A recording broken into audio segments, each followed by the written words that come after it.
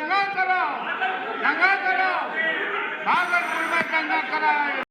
बहुत देर से हम इंतजार कर रहे थे, आडवाणी जी नहीं हैं और आते तो मैं उनसे सीधे पूछता कि आपने Honorable members, please, no comments, please. आपने I have seen everybody disturbing. यह आरोप लगाया आडवाणी जी ने कि यूपीए नंबर 1 का नहीं, लेकिन यूपीए 2 में जो इलेक्शन हुआ, सरकार का गठन हुआ, वो बिल्कुल नाजायज था। हम लोग लगातार यूपीए 1 से 2 तक देश भर में जो भी चुनाव हुआ, जो आए हम लोग मुलायम सिंह से लेकर के सब लोग, तो ये हम जानना चाहते थे कि कौन सी परिस्थिति आ गई आपको कि आपने इस शब्द का इस्तेमाल किया। सुना कि माफी मांग लिए, काफी दबाव देने के बाद चले गए, वापस में चले गए। हम लोग अपेक्षा करते थे कि आडवाणी जी ब्लॉक पर बोलेंगे, जो ब्लॉक में उन्होंने बात सुनिए। हाँ हाँ हाँ, ठीक है। Honorable members, please maintain the decorum. और ब्लॉक पर बोलेंगे तो आडवाणी जी के इस ब्लॉक की भाषा को हम लोग अच्छी तरह से समझते हैं।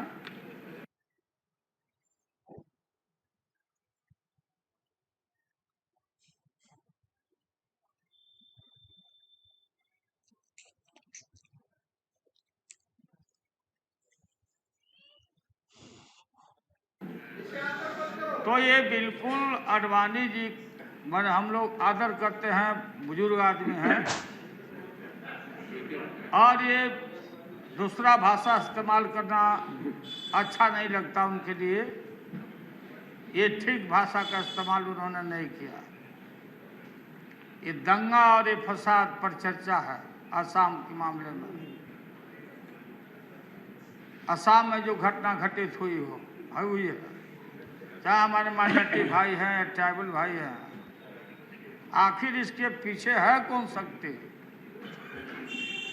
ये जो असम गण परिषद और एनडीए सरकार थी, देश से जानना चाहता है कि जब ये सवाल आज उठाया जा रहा है कि बांग्लादेशी इसमें घुसपैठ किए हैं, बांग्लादेशी लोग हैं यहाँ पर, यही सवाल जब ये होम मिनिस्टर थे आडवाणी जी, मैं सदस्य था, तो कम्युनल हेट्रेड पूरे देश में बांग्लादेशियों के नाम पर कि पूरा मुंबई में, दिल्ली में, सारे देश में उन्होंने कह दिया कि बांग्लादेशी घुसा हुआ है।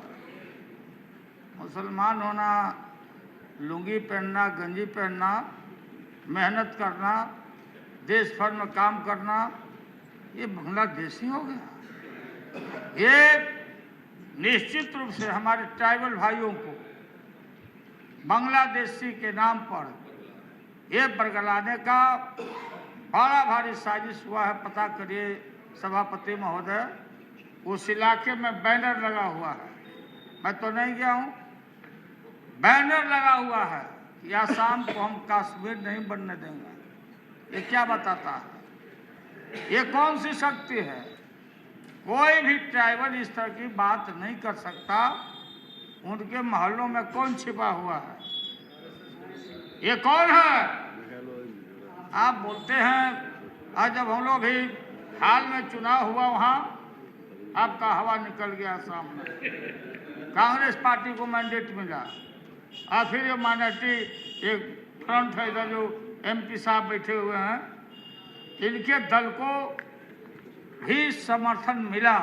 याद करना चाहिए हम लोग को महोदय कि जब तेल मिला, तेल आसाम में, चाय बागान, तब ब्रिटिशर्स ने, ब्रितानी सरकार ने सारे जगह से लोगों को वहां ला करके बसाया, सबको रखा। हिंदुस्तान एक था।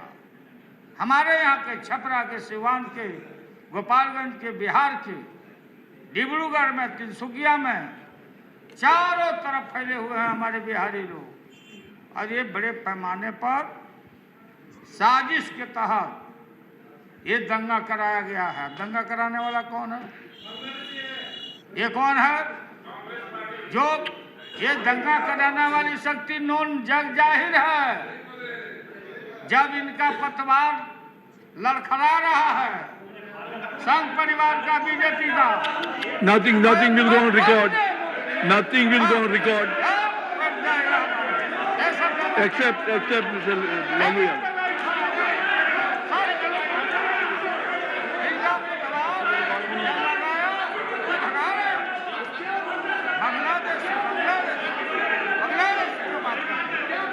ये बांग्लादेश बैठाइएगा।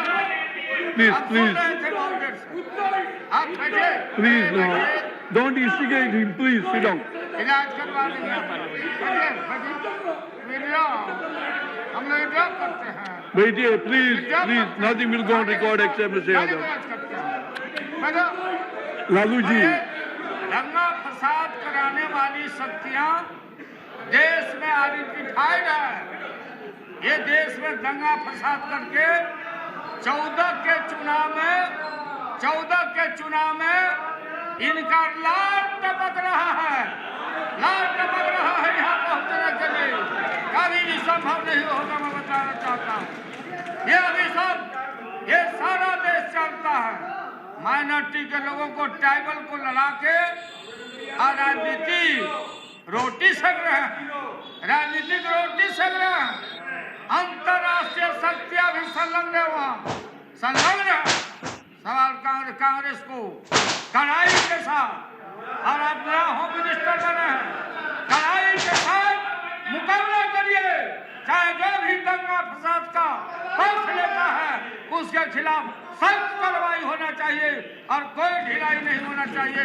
हमारा यही सुझाव है। दंगा फसाद कम्युनल हेट्रेड करने वाले लोग सब बैठे हुए हैं, बाहर में बैठे हुए हैं। नाव डूब रहा अब नरेंद्र मोदी फलाना उधर दंगा कराओ। भागलपुर में दंगा कराया ये लोग, भागलपुर में भी दंगा कराया। इसलिए कड़ाई से निपटना पड़ेगा। ये एक तरफ अन्ना जी को चलाए थे, अन्ना जी का हवा निकल गया, इनका हवा निकल चुका, पंचर हो गया, लड़खड़ा गए, तमाम जहाज हो गए। अब ये दंगा सहारा है इनका, इसलिए इनके साथ कड़ाई से निपटने की जरूरत है। हमारा पूरा समर्थन